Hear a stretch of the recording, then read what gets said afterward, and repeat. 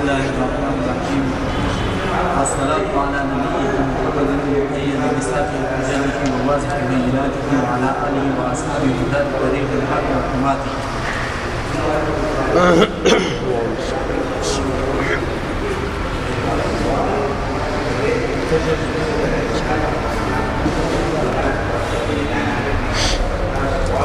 المؤید بساطع حججہ وواضح بیناتہ.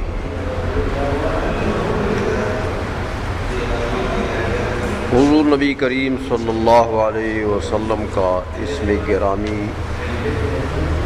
ذکر کر کے اس کے بعد ایک صفت کا صیغہ لے آئے، المؤید یا المؤید.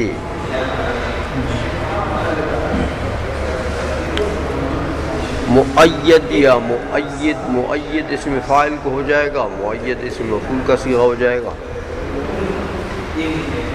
عید سے تائید کیسے؟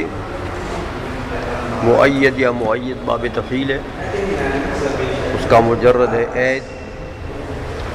عید قوت کو کہتے ہیں، تقویت قوت.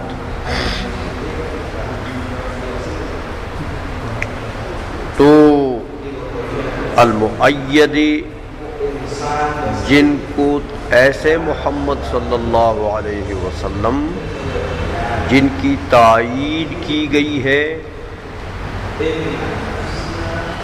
جن کو مضبوط کیا گیا ہے بساطع حججی، بارتفاع حججی. سطوع کہتے ہیں، ساطع سطوع سے ہے. سطوع کہتے ہیں کسی چیز کے ارتفاع کو. عرب کہتے ہیں کہ سطع الصبح، صبح مرتفع ہو گئی ہے. تو لغوی معنی اس کا بنتا ہے بساطع ارتفاع، بارتفاع حججی. وواضح بیناتہ اس ساطع کے اوپر عطف ہے، تو المؤید ساتھ لگ جائے گا. المؤید بواضح بیناتہ، عبارت کیوں بن جائے گی؟ اب علامہ تفتزانی رحمۃ اللہ علیہ نے یہاں پر یہ نہیں فرمایا کہ علی نبی محمد المثبت بساطع حجج. حجج جو ہے یہ حجت کی جمع ہے. حجت عام طور پر تو ہر دلیل کو کہتے ہیں، جیسے آپ منطق میں پڑھتے ہیں حجت اور دلیل. اور حجت اور دلیل کو حجت اس لیے کہتے ہیں کہ حجت لغت میں کہتے ہیں غلبے کو. تو مدعی کے لیے دلیل یہ غلبے کا سبب بنتا ہے خصم پر. جب وہ اپنا دعویٰ دلیل سے مدلل کرتا ہے تو وہ خصم کے اوپر غالب ہو جاتا ہے. اس لیے دلیل جو ہے یہ سبب غلبہ ہے. تو اس غلبہ جو اصل مسبب ہے اور دلیل اس کا سبب ہے، یہ تسمیت السبب باسم المسبب ہے، مجاز ہے، اس لیے اس کے اوپر اطلاق ہوتا ہے. لیکن علامہ تفتزانی نے یہاں ایک زبردست غامض سا اشارہ کر دیا مؤید کا لفظ بول کر کہ حضور کی تائید کی گئی ہے حجج و بینات سے، تائید کی گئی. دیکھیں، ایک ہے کسی چیز کا اثبات، ایک یہ ہے کہ چیز پہلے سے ثابت ہے،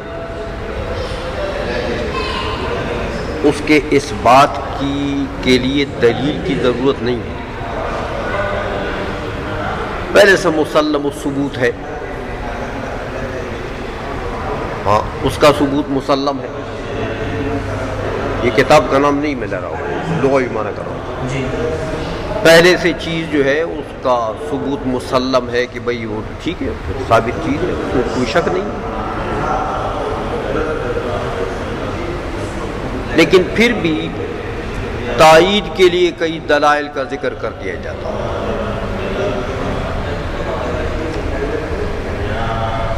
سمجھ میں آ گئی ہے نا؟ یعنی وہ دلائل یا حجج کا جو ذکر ہوتا ہے وہ اس بات مدعا کے لیے نہیں ہے، اس کی تو ضرورت ہی نہیں محسوس ہو رہی اس بات کی، وہ تو پہلے مسلم الثبوت ہے۔ تو بینات اور حجج کا جو ذکر ہو وہ محض تائید کے لیے، تاکہ مزید تقویت ملے، مزید وضاحت ہو جائے۔ تو یہاں پر علامہ تفتزانی رحمۃ اللہ علیہ نے المؤید کے لفظ کو صفت لا کر حضور کے لیے کہ بھئی حضور کی نبوت، رسالت یا حضور علیہ الصلوۃ والسلام بما جاء بہ، جو چیز لے آئے قرآن، اس کی حقانیت تو روز روشن کی طرح ثابت ہے، اس کے اس بات کے لیے دلائل کی ضرورت نہیں ہے۔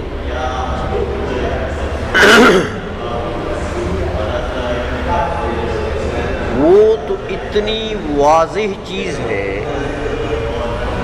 کہ سمجھو کہ وہ تو اجلا بدیہیات میں سے ہے۔ تو اجلا بدیہیات میں سے کوئی چیز ہو تو اس پر تو دلائل اور حجج کی ضرورت نہیں ہوتی، دلائل اور حجج کی ضرورت تو ہوتی ہے نظریات پر، جو چیز نظری ہو۔ تو گویا کہ امام علامہ تفتزانی نے حضور کی نبوت، رسالت یا ما جاء بہ النبی صلی اللہ علیہ وسلم، حضور کا دین، اس کو تشبیہ دی ہے اجلا بدیہیات سے، اجلا بدیہیات سے تشبیہ دی ہے۔ سمجھ میں آئیے؟ تو جب اجلا بدیہیات کے وہ دین جو ہے حضور کا، رسالت نبوت ہے، وہ بمنزل اجلا بدیہیات ہے، تو اب پھر دلائل کی تو اس بات کے لیے ضرورت نہیں ہوتی، اس بات کے لیے دلائل کی ضرورت نہیں ہوتی۔ اس لیے اشارہ کر گئے اس لفظ کی طرف کہ میرے نزدیک حضور کی رسالت، نبوت، حضور کا دین یہ اجلا بدیہیات میں سے ہے۔ اس لیے میں یہ نہیں کہہ رہا اپنے خطبے میں کہ حضور نبی کریم صلی اللہ علیہ وسلم کے رسالت اور نبوت اور دین کے حقانیت کے اس بات کے لیے دلائل چاہیے، نہیں، اس کے لیے کوئی دلیل نہیں چاہیے۔ تو پھر یہ دلائل جو ہیں، یہ جو قرآن بار بار چیلنج کر رہا ہے کہ فاتو بھی صورت من مثلہ، یہ قرآن و حدیث جو دلائل سے بھرے پڑے ہیں، کہتے ہیں یہ دلائل جو ہیں یہ تو تائید کے لیے ہیں، عقلی دلائل ہیں کہ نقلی دلائل ہیں، یہ سب کیا ہیں؟ یہ تائید کے لیے ہیں، یہ اس بات کے لیے نہیں ہے۔ سمجھ میں آئی ہے؟ اس لیے فرمایا المؤیدی بساطع حججی، کہ حضور مؤید ہیں، آپ کی تائید کی گئی ہے بارتفاع حجج۔ لیکن یہاں بھی وہی قصہ ہے کہ ساطع جو ہے یہ اسم فاعل کا صیغہ ہے، اضافت یہاں بھی صفت کی ہے موصوف کی طرف. سمجھئے بالحجج الساطعۃ یوں بن جائے گی بالحجج الساطعۃ بالحجج المرتفعۃ. سمجھ میں آ گئی ہے بالحجج المرتفعۃ. حضور کی تائید کی گئی ہے ان حجج کے ساتھ ان دلائل کے ساتھ المرتفعۃ جو بلند ہے جو بلند دلائل کے ساتھ. یعنی وہ ایسے دلائل ہیں اگرچہ تائید کے لیے ہیں لیکن بلند دلائل ہیں. اب بلندی آپ جان چکے ہیں کہ بلندی ایک حصی ہے ایک رتبی ہے. یہاں بلندی سے مراد غیر حصی رتبی بلندی مراد ہے کہ وہ اپنے رتبے میں وہ دلائل بلند ہیں کہ ان کا مقابلہ کوئی نہیں کر سکتا. ایسے دلائل کے ساتھ ہو. آئی سمجھ میں؟ اچھا اب حججی ہی حجت کی جمع میں نے بتا دیا آپ کو. تو دو چیزوں کا ذکر یہاں پر آ گیا ہے. ایک حجت ہے حجج قاسم خورا دل تراش دل تراش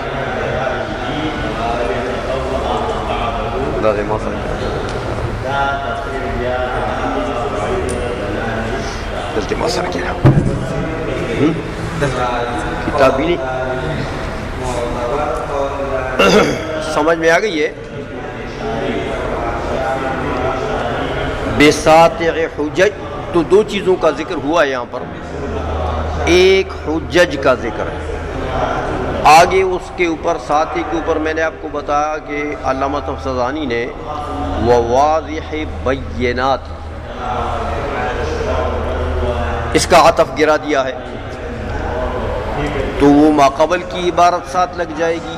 عطف کا جو قاعدہ ہے کہ المؤید بواضح بینات یوں ہو جائے گا. یہاں بھی واضح بینات ہی میں بھی وہی کا قصہ ہے جو ساتع میں نے بتا دیا. یہاں بھی صفت کی اضافت ہے موصوف کی طرف. تو واضح یعنی یوں سمجھیں کہ یوں ہو جائے گا کہ المؤید ببیناتہ الواضحۃ یا بالبینات الواضحۃ. اگر الف لام لائیں گے بینات کے اوپر تو اضافت پھر نہیں ہوگی, اور اگر اضافت کرتے ہیں تو ٹھیک ہے ببیناتہ الواضحۃ یا بالبینات الواضحۃ کہ حضور کی تائید کی گئی ہے بینات واضحہ سے. اب مسئلہ یہ ہے کہ جب حضور کی تائید کے لیے علامہ تفتزانی رحمۃ اللہ علیہ نے دو چیزوں کا ذکر فرمایا, ایک حجج اور ایک بینات, اور یہ میں نے بتایا کہ یہ تائیدی ہے مثبت نہیں ہے, کہ وہ بتانا چاہتے ہیں تفتزانی صاحب کہ حضور کی نبوت رسالت یہ چیزیں تو اجلا بدیہیات میں سے ہیں, ان پر دلائل کی ضرورت نہیں ہے ان کے اس بات کے لیے. جتنے دلائل ہیں عقلیہ نقلیہ وہ سب تائید ہیں, وہ سب المؤید تائید کے لیے. تو حجج اور بینات دو چیزوں کا ذکر ہوا. اب ظاہر بات ہے بعض علماء تو فرماتے ہیں کہ عطف تفسیری ہے. یہ جو بینات کا عطف ہے حجج کے اوپر یہ عطف تفسیری ہے, تو مطلب یہ ہے کہ مراد ایک ہی چیز ہے دونوں سے. دلائل جو دلائل حضور کی تائید کے لیے چاہے وہ نقلی دلائل ہیں، چاہے عقلی دلائل ہیں، چاہے حضور کے معجزات ہیں، سب اس میں آ جاتے ہیں، تو چیز ایک ہی ہے۔ لیکن یہ تو پھر تاکید ہو جائے گی نا، یہ جو وَبَيِّنَاتِهِ الْوَاضِحَةِ ہوگا، یہ تاکید ہو جائے گی ساتھ حجج ساتھیہ کے لیے، تو تاسیس اولا ہے تاکید سے۔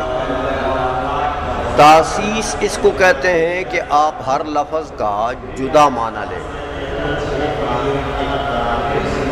اور تاکید یہ ہے کہ دونوں لفظوں کا ایک معنی ہے، دوسرے کو پہلے کی تاکید کے لیے آپ نے ذکر کر دیا، زیدن زیدن،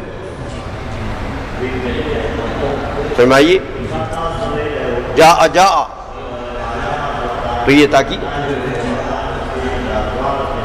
لیکن ہر جگہ اگر آپ جدا معنی لیں گے تو اس کو کہتے ہیں تاسیس، یہ اولا ہے، کیونکہ عطف میں اصل مغایرت ہے کہ معطوف اور معطوف علیہ کے درمیان میں مغایرت ہو، یہ اصل ہے۔ اگر آپ معطوف علیہ کو عین بنائیں گے، ایک دوسرے کا مترادفین بنائیں گے، تو یہ تو خلاف اصل ہے۔ سمجھ میں آ رہی یہ بات ہو؟ اس لیے جب تاسیس لیں گے جو اولا ہے، تو پھر اس کے معنی یہ ہیں کہ حجج سے مراد دلائل عقلیہ، دلائل عقلیہ جو بلند دلائل ہے، حضور کی نبوت اور رسالت، اور حضور بما جاء بہ النبی صلی اللہ علیہ وسلم، جو دین ہے حضور کا، اس کی تائید کے لیے جو دلائل عقلیہ ہے، دلائل حجج ساتعہ سے مراد وہی۔ وواضح بیناتہ وبیناتہ الواضحہ، بینات سے پھر مراد حجج نقلیہ، حجج نقلیہ۔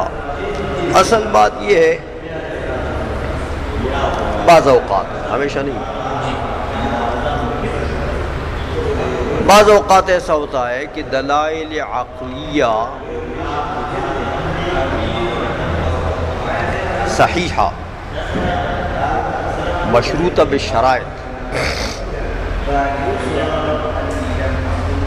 وہ دلائل نقلیہ سے قطعیت میں نمبر لے جاتے ہیں۔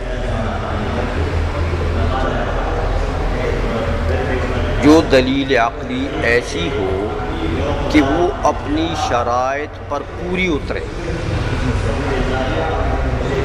مثلا صغرا کبرا، صغرا کے لیے شرط ہے ایجاب،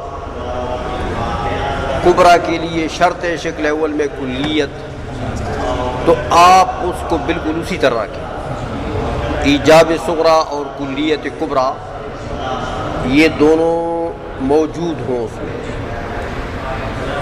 اب جو قیاس اس سے مرکب ہوگا، جو دلیل اس سے مرکب ہوگا، ظاہر بات ہے کہ وہ دلیل جو ہے وہ صحیح ہوگی، تو اس سے جو چیز ثابت ہوگی وہ یقینی ہوگی۔ اس لیے علماء فرماتے ہیں کہ بھائی دلائل عقلیہ کو حجج کہنا چاہیے، حجج، کہ حجت ومن غلب آتا ہے تو یہی دلیل عقلی جو قطعی ہو، اس کے اوپر، وہ خصم کے اوپر انسان غلبہ حاصل کر لیتا ہے، اس کی وجہ سے مد مقابل کے اوپر غلبہ حاصل کر لیتا ہے۔ اور دلائل نقلیہ جو ہیں، جو قرآن و حدیث میں جو دلائل آئی ہیں، ان کو بینات کہنا چاہیے، کیونکہ قرآن عظیم نے یہ لفظ پورے مبین کا لفظ قرآن کے اوپر بھی اطلاق ہے، وہ قرآن مبین، آیات کے اوپر بھی بینات کا اطلاق ہے۔ سمجھ میں آئیے؟ تو مطلب یہ ہے کہ بینات کا اطلاق گویا کہ معصور ہے، معصور ہے، قرآن میں بھی آیا، احادیث میں بھی وارد ہے. کس کے لیے وارد ہے؟ دلائل نقلیہ کے لیے. سمجھ میں آئیے؟ اس لیے بینات سے مراد کیا چیز ہے؟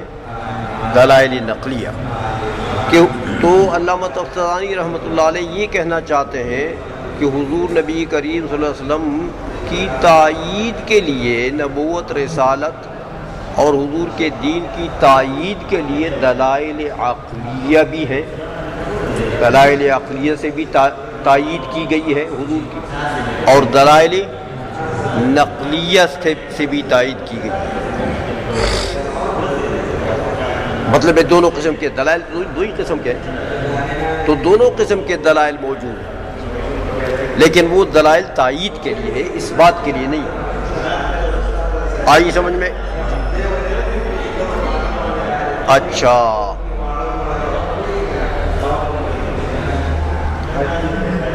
اب ایک اعتراض ہوتا ہے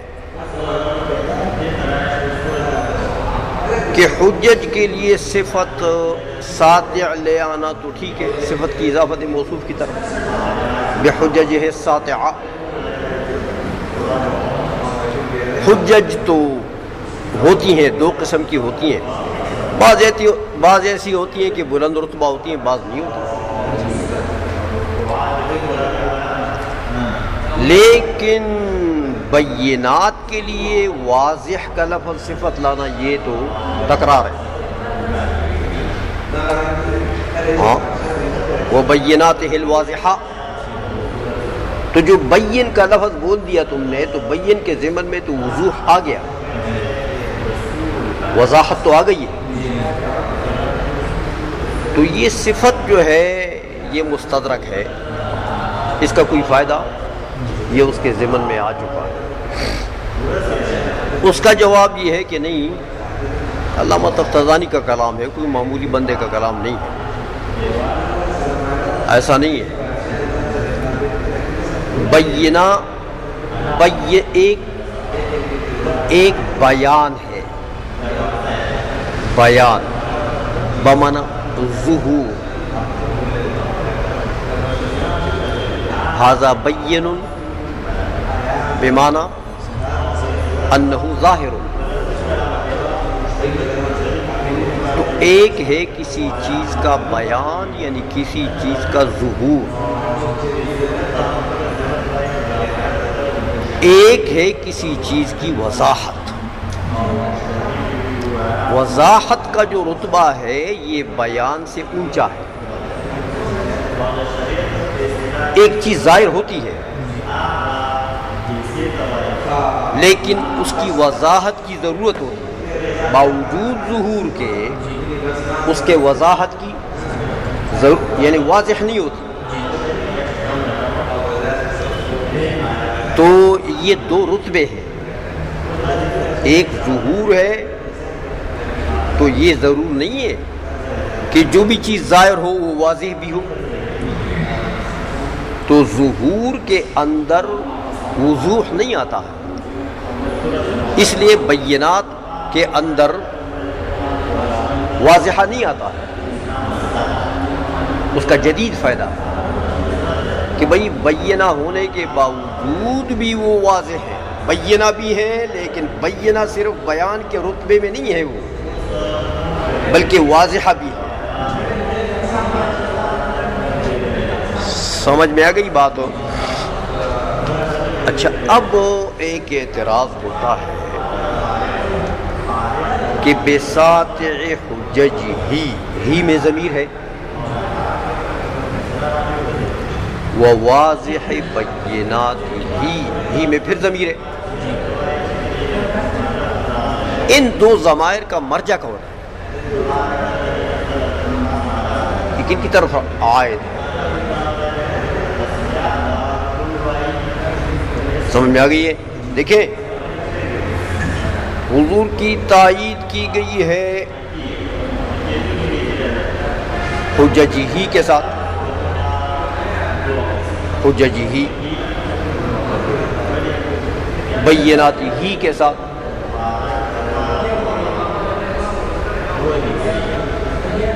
تو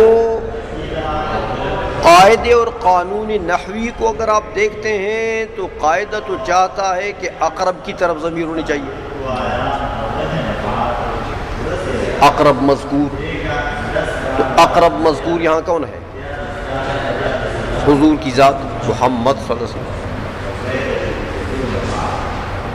تو قاعدہ تو یہ چاہتا ہے، لیکن لفظ اس کا انکار کر رہا ہے.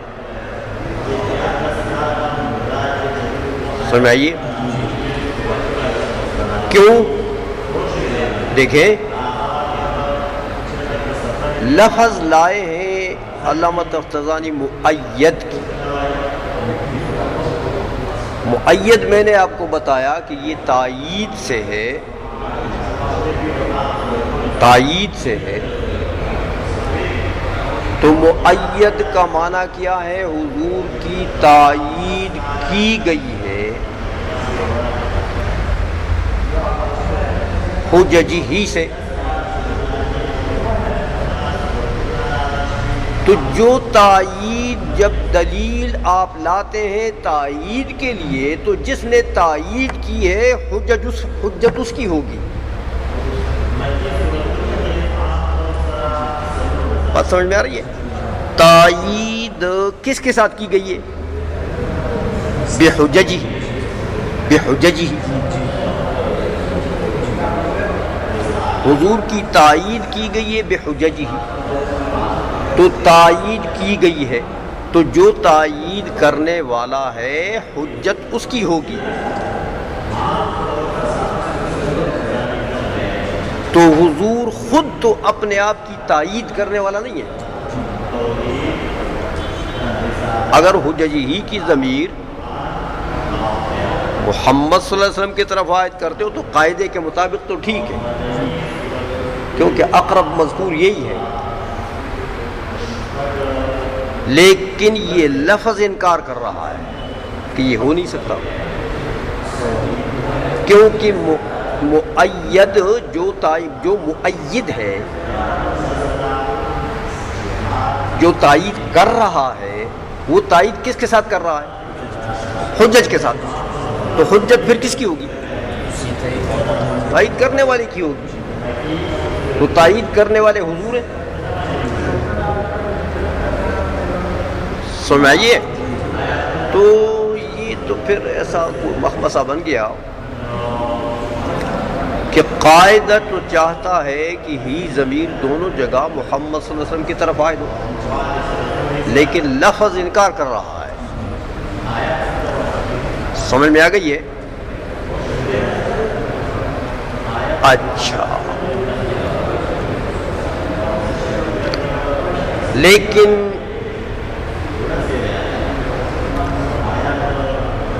یہ تو ایک سوال ہے. اس کا جواب یہ ہے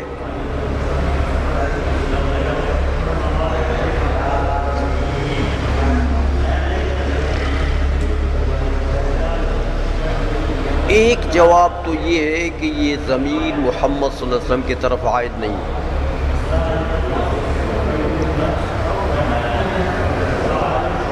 اللہ جل مجدو کی طرف عائد ہے. سمجھ میں آ گئی ہے؟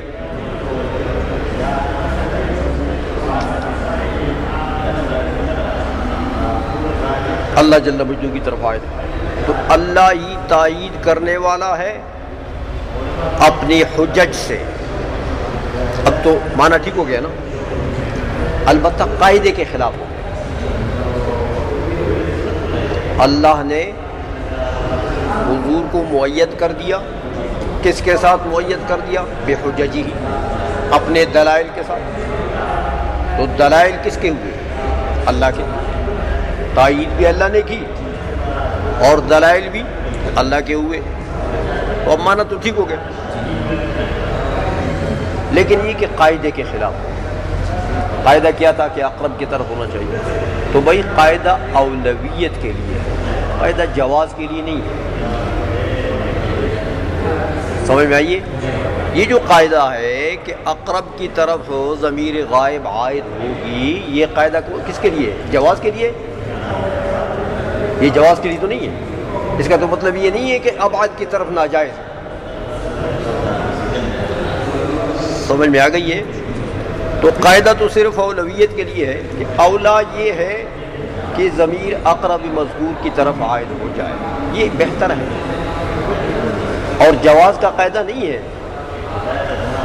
کہ مطلب یہ ہو کہ بھئی یہ جائز ہے اور اس کے مقابلے میں ناجائز، اس کا بالمقابل ناجائز، ایسا نہیں ہے۔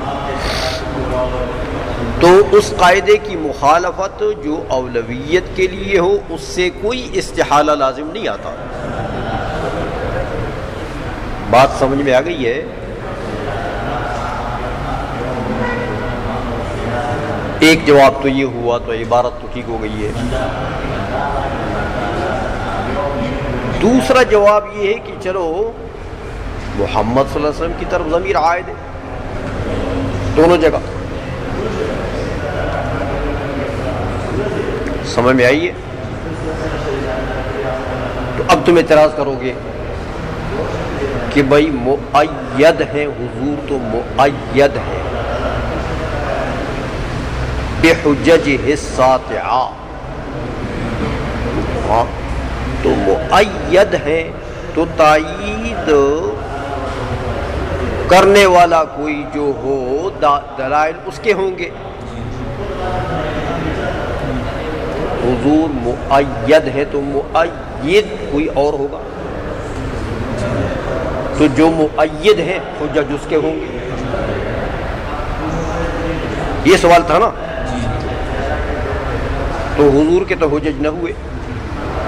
اس کا جواب یہ ہے کہ نہیں، حضور مؤید بھی ہے اور مؤید بھی ہے۔ حضور اپنی رسالت، اپنی نبوت اور اپنے دین کے لیے مؤید بھی ہے،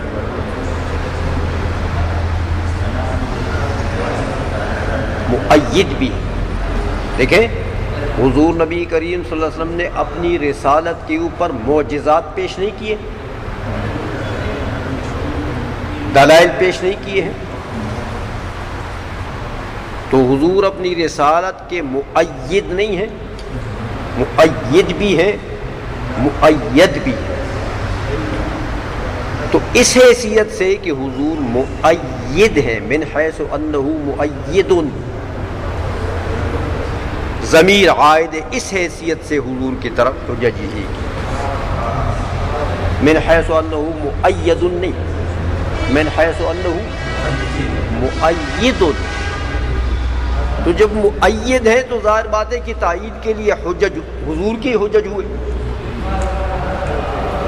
تو حجج بھی حضور کے ہیں، بینات بھی حضور کے ہیں۔ بات سمجھ میں آ رہی ہے؟ لیکن حیثیتوں کا فرق ہے، اور آپ پڑھ چکے ہیں کہ تغایر حیثیت سے احکام بدل جاتے ہیں، حیثیت کے چینج ہونے کی وجہ سے احکام بدل جاتے ہیں۔ حضور من حیث انہ مؤید، ہاں مؤید ہی ضمیر حجج ہی میں اور بینات ہی میں اس حیثیت سے حضور کی طرف آئے تھے، کیونکہ حضور کے حجج اور حضور نے جو بینات پیش کیے ہیں وہ من حیث انہ مؤید ہیں۔ سمجھ میں آئیے؟ تو اس لیے ہی کی ضمیر جو ہے وہ اللہ کی طرف بھی عائد ہو سکتی ہے پہلی تقریر میں، دوسری میں حضور کی طرف بھی عائد ہو سکتی ہے۔ آئی سمجھ میں؟ وعلی آلہ۔ اب یہاں پر امام علامہ تفتزانی رحمۃ اللہ علیہ یہ عطف گرا رہے ہیں، وہ علی نبیہ والصلاۃ علی نبیہ، اوپر کی لکیر میں دیکھو، تو علی کے اوپر علی کا عطف ہو جائے، تو اس کے معنی یہ ہے، عطف کا قاعدہ ہے کہ ما قبل کی عبارت ساتھ لگ جائے گی، تو عبارت کیسے بن جائے گی؟ ہاں والصلاۃ علی آلہ واصحابہ،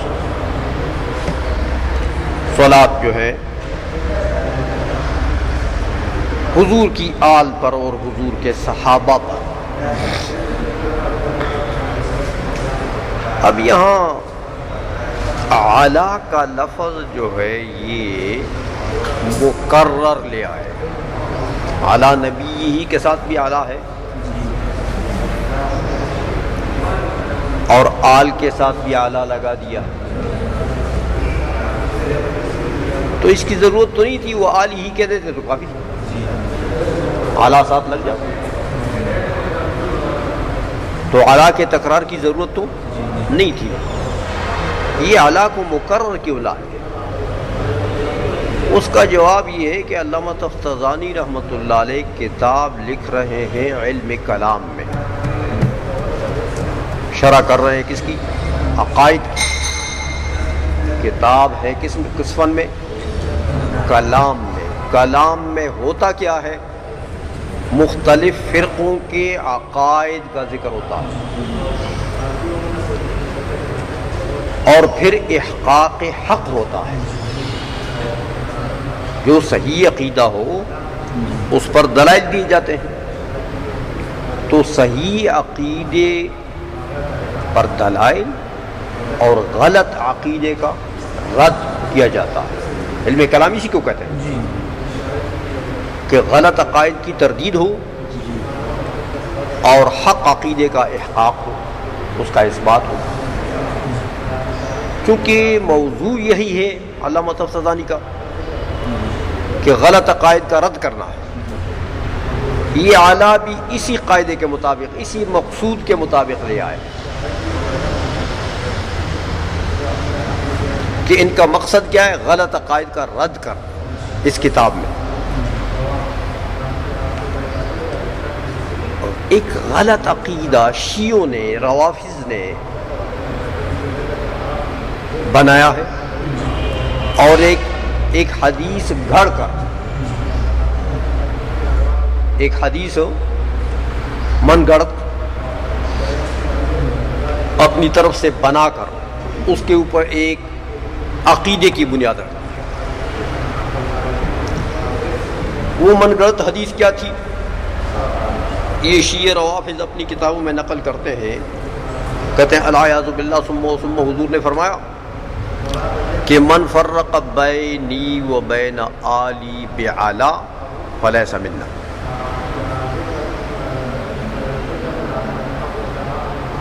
جس نے میرے اور میری آل کے درمیان میں اعلیٰ کا لفظ لا کر فرق کر دیا فلیس منا, بس وہ میری امت میں سے نہیں. اس لیے روافض جو ہیں, آپ نے ان کی درود سنی, کیا کہتے ہیں؟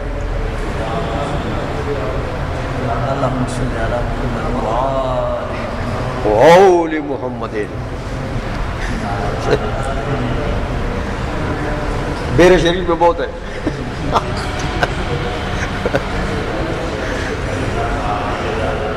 تو وہ وَعَلَىٰ آلِ نہیں بولتے, اللہم صلی علی محمد وآل محمد. یہ جو اعلیٰ کا ترک ہے یہاں پر, جو روافض نے اس کو ترک کیا ہے اور ایک من گڑت حدیث کے اوپر اس کی بنیاد رکھی ہے, علامہ تفتزانی رحمۃ اللہ علیہ یہاں پر اعلیٰ لے آئے وَعَلَىٰ آلِ, بتانے کے لیے کہ وہ روافض کا عقیدہ جو ہے وہ غلط ہے اور وہ حدیث جو ہے وہ ان کی اپنی من گڑت حدیث ہے. ایسی اس لفظ کی کوئی حدیث موجود نہیں ہے, اس لیے اعلیٰ لے آئے. اعلیٰ کے لانے میں یہاں یہ حکمت تھی کہ وہ روافض کا رد ہو جائے. وعلیٰ آلہ, آل کی تفسیر میں آپ کو کر چکا ہوں, یاد ہے. وہ اصحابہ بھی ہو چکی ہے, یاد ہے. ہدات طریق الحق و حماتہ, یہ دو صفات آل کو معطوف علیہ بنائیں, اصحاب کو اس کے اوپر عطف کریں, معطوف علیہ دونوں مل کر موصوف, اور یہ دو صفات ہیں دونوں کے لیے. ہدات طریق الحق و حمات, حمات کا عطف ہے ہدات کے اوپر کہ یہ آل و اصحاب جو ہیں, ہدات ہادی کی جمع ہے یہ ہادی ہیں طریق الحق، حق کے طریق. حق سے مراد ہے دین حق، کیونکہ حق جو ہے یہ صفت کا صیغہ ہے، موصوف چاہیے اس کے لیے. تو موصوف کون ہے؟ دین. ہاں، ہدات طریق الدین الحق، ہدات طریق الدین الحق، کہ یہ صحابہ اور آل جو ہیں یہ ہدات ہیں، ہادی ہیں، دین حق کے راستے کے ہادی ہیں. ہادی کا معنی آپ پڑھ چکے ہیں نور الانوار وغیرہ میں، شرح تہذیب میں، کہ ہدایت کے دو معنی ہیں. ایک ہے وہ اراۃ الطریق اور ایک ہے ایصال الی المطلوب. تو یہاں اراۃ الطریق مراد ہے، اس لیے طریق کا لفظ لگا دیا. سمجھ آئیے کہ بندے کی خصوصیت ہے، بندے کا گویا کہ خاصہ ہے کہ وہ زیادہ سے زیادہ کیا کر سکتا ہے؟ اراۃ الطریق کر سکتا ہے. باقی ایصال الی المطلوب تو اللہ کا کام ہے، وہ اللہ کا خاصہ ہے. سمجھ میں آ گئی ہے؟ اس لیے یہاں طریق لگا دیا ساتھ کہ آپ کو پتہ لگ جائے کہ ہدایت سے یہاں پر اراۃ الطریق مراد ہے، کہ وہ ہادی ہیں طریق دین حق کے. وہ حماتی ہی، اور حمات جو ہے یہ جمع ہے حامی کی. حامی بمعنی ناصر، حمایت کرنے والا، نصرت کرنے والا، تو اس کے ناصر ہیں. سمجھ میں آ گئی ہے؟ ظاہر بات ہے کہ صحابہ نے آل بھی حضور کی ساری آل نہیں، بلکہ جو آل حضور کی حضور کے زمانے میں موجود تھی، یعنی جو صحابہ ہیں، جو آل حضور کی آل تو آج تک موجود ہے. حضور کی اولاد تو سادات کرام تو آج تک ہے، لیکن سب سادات کرام تو صحابہ نہیں ہیں نا. اس لیے حضور کے زمانے میں جو حضور کی آل موجود تھی ہے نا، جو صحابہ میں آتے ہیں، سمجھائیے وہ مراد ہے.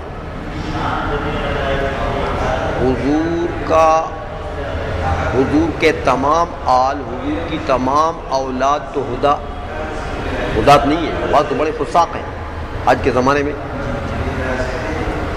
اگرچہ واجب التکریم ہے ہمارے لیے، حضور کی نسبت کی وجہ سے ہمارے لیے واجب التکریم ہے، چاہے فاسق بھی ہے، کیونکہ ہم احترام کرتے ہیں حضور کے نسب کی وجہ سے، عدالت کی وجہ سے نہیں، طہارت اور تزکیہ نفس کی وجہ سے نہیں، ولایت اور بزرگی کی وجہ سے نہیں، دین کی پابندی کی وجہ، وہ تو اور فضیلت ہے. اللہ تعالیٰ نے اگر کسی کو نصیب فرمائی، کوئی سید ہے اور اللہ تعالیٰ نے توفیق دی، وہ تقویٰ بھی رکھتا ہے، تو یہ تو الگ ایک نعمت ہے. لیکن حضور سے محض وہ نسبی شرکت جو ہے، اس کی وجہ سے ہمارے لیے واجب التعظیم،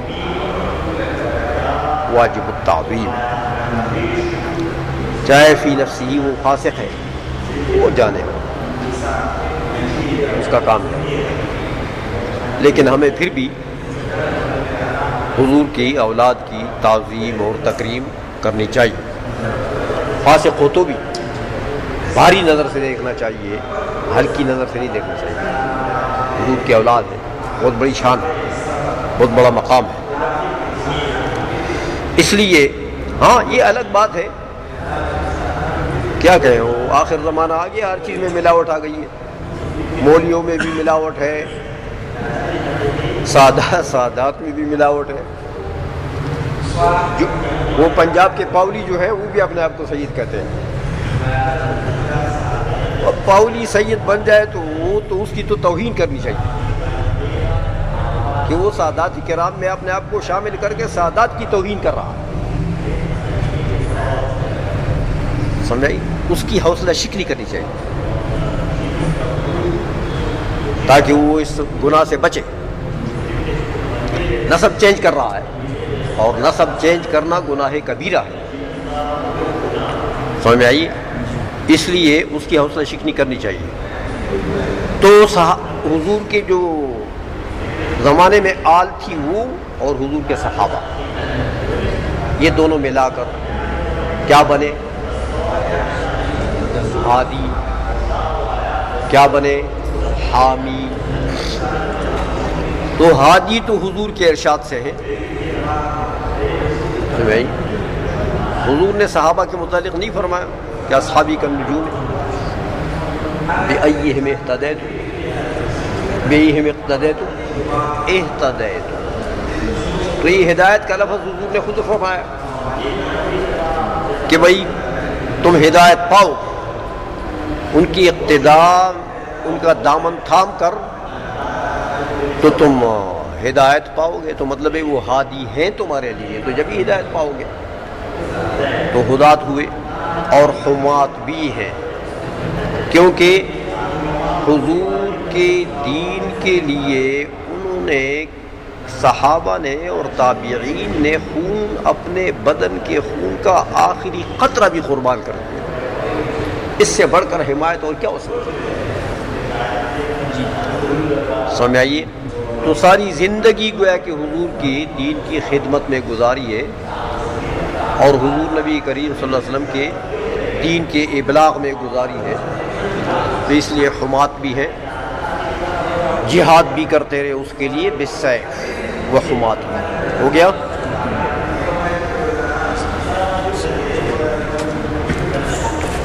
اور سے گے